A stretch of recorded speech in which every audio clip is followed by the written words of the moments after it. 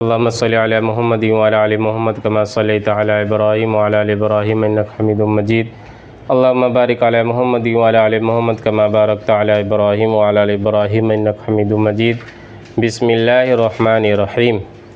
दोस्तों, मैं फ़ज़ाइल रमज़ान में से पढ़ रहा हूँ। रमज़ान मुबारक का महीने चल रहा है। अल्लाह पाक हम सबको इसके बरक़ात नसीब फ़रमाए।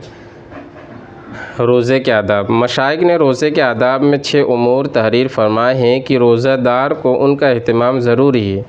अव्वल, निगाह की हिफाजत या आँखों की कि किसी बेमहल जगह पर न पड़े, हत्ता कि कहते हैं कि बीवी पर भी शहवत की निगाह न पड़े। फिर अजनबी का क्या ज़िक्र, और उसी तरह किसी लहव व लाब वग़ैरह नाजायज़ जगह न पड़े। नबी करीम सल्लल्लाहु अलैहि वसल्लम का इरशाद है कि निगाह इब्लीस के तीरों में से एक तीर है। जो शख्स उससे अल्लाह के खौफ की वजह से बचा रहे, हक़ ताला शानहू उसको ऐसा नूर ईमानी नसीब फरमाते हैं जिसकी हलावत और लज़्ज़त क़ल्ब में महसूस करता है। सूफिया ने बेमहल की तफसीर ये की है कि हर ऐसी चीज़ का देखना उसमें दाखिल है जो दिल को हक़ ताला जल्ल शानहू से हटाकर किसी दूसरी तरफ मुतवज्जे कर दे।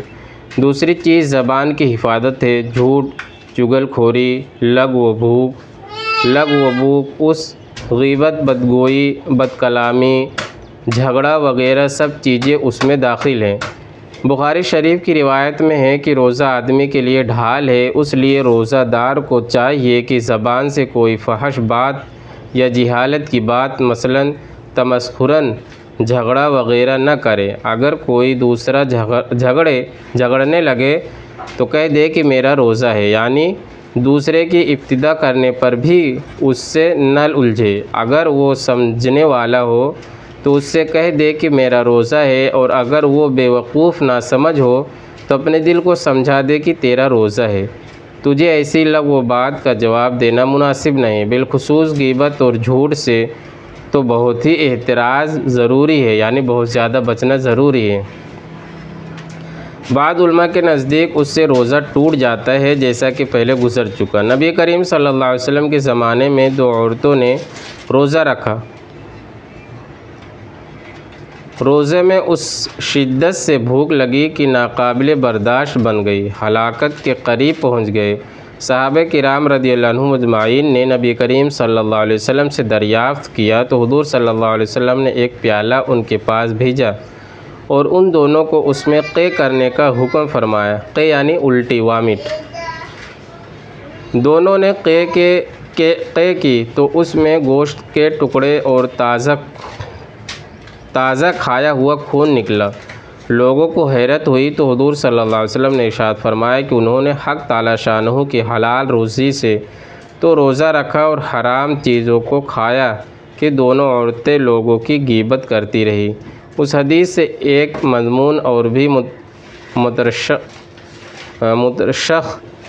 होता है कि ग़ीबत करने की वजह से रोज़ा बहुत ज़्यादा मालूम होता है, हत्ता कि वो दोनों औरतें रोज़े की वजह से मरने के करीब हो गई। उसी तरह और भी गुनाहों का हाल है, और तजुर्बा उसकी तायीद करता है कि रोज़ा में अक्सर मुत्तक़ी लोगों पर ज़रा भी असर नहीं होता और फासिक लोगों की अक्सर बुरी हालत होती है।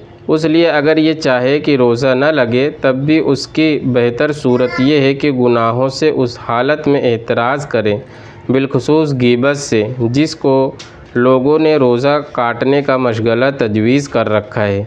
हक़ ताला शानहू ने अपने कलाम पाक में ग़ीबत को अपने भाई के मुर्दार गोश्त से ताबीर फरमाया है, और हदीस में भी बकसरत उस किस्म के वाक़यात इरशाद फरमाए गए हैं जिनसे साफ़ मालूम होता है कि जिस शख्स की ग़ीबत की गई उसका हकीकतन गोश्त खाया जाता है। नबी करीम सल्लल्लाहु अलैहि वसल्लम ने एक मरतबा चंद लोगों को देख कर इरशाद फरमाया कि दांतों में खिलाल करो। उन्होंने अर्ज़ किया कि हमने तो आज गोश्त चखा भी नहीं। हुज़ूर सल्लल्लाहु अलैहि वसल्लम ने फरमाया, फ़ला शख्स का गोश्त तुम्हारे दांतों को लग रहा है। मालूम हुआ कि उनकी ग़ीबत की थी।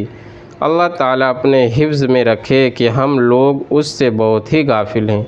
अवाम का ज़िक्र नहीं, ख़वास मुब्तिला हैं। उन लोगों को छोड़कर जो दुनियादार कहलाते हैं, दीनदारों की मजालिस भी बिलउमूम उससे कम खाली होती है। उससे बढ़कर ये कि अक्सर उसकी ग़ीबत भी नहीं समझा जाता। अगर अपने या किसी के दिल में कुछ खटका भी पैदा हो तो उस पर इजहार वाक़या का पर्दा डाल दिया जाता है। नबी करीम सल्लल्लाहु अलैहि वसल्लम से किसी ने दरियाफ़्त किया कि ग़ीबत क्या चीज़ है। आप सल्लल्लाहु अलैहि वसल्लम ने फरमाया कि किसी की पसे पुश्त ऐसी बात करनी जो उसे नागवार हो। साइल ने पूछा कि अगर उसमें वाक़यातन वो बात मौजूद हो जो कही गई। हुज़ूर सल्लल्लाहु अलैहि वसल्लम ने फरमाया जब ही तो ग़ीबत है, अगर वाक़यातन मौजूद ना हो तब तो बुहतान है। एक मरतबा नबी करीम सल्लल्लाहु अलैहि वसल्लम का 2 कब्रों पर गुज़र हुआ तो हुज़ूर सल्लल्लाहु अलैहि वसल्लम ने इरशाद फरमाया कि उन दोनों को अज़ाब कब्र हो रहा है, एक को लोगों की ग़ीबत करने की वजह से, दूसरे को पेशाब से एहतियात न करने की वजह से। हुज़ूर सल्लल्लाहु अलैहि वसल्लम का इरशाद है कि सूद के 70 से ज़्यादा बाब हैं। सबसे सहल व हल्का दर्जा अपनी माँ से ज़िना करने का के बराबर है और 1 दिरहम सूद का 35 ज़िना से ज़्यादा सख्त है और बदतरीन सूद और सबसे ज़्यादा खबीस तरीन सूद मुसलमान की आबरू रेज़ी है। हदीस में ग़ीबत और मुसलमान की आबरू रेज़ी पर सख्त से सख्त वईद आई है। मेरा दिल चाहता था कि उनमें से कुछ मुतअद्दिद रिवायात जमा करूं, इसलिए कि हमारी मजलिसें उससे बहुत ही ज़्यादा पुर रहती हैं, यानी भरी रहती हैं, मगर मज़मून दूसरा है, इसलिए उसी कदर पर इक्तिफ़ा करता हूँ। अल्लाह पाक हम लोगों को उस बला से महफूज फरमाए और बुज़ुर्गों और दोस्तों की दुआ से मुझ सियाहकार को भी महफूज फरमाए कि बातनी अमराज में कसरत से मुब्तला हूँ। अल्लाह पाक हम सब को कहने सुनने से ज़्यादा अमल करने की तौफ़ीक़ अता फ़रमाए। सुबहानल्लाह व बिहम्दिही सुबहानकल्लाहुम्मा व बिहम्दिका व नशहदु अल्ला इलाहा इल्लल्लाह व नस्तग़फ़िरुका व नतूबु इलैक। सुबहान रब्बिका रब्बिल इज़्ज़ति अम्मा यसिफ़ून व सलामुन अलल मुरसलीन वल्हम्दुलिल्लाहि रब्बिल आलमीन।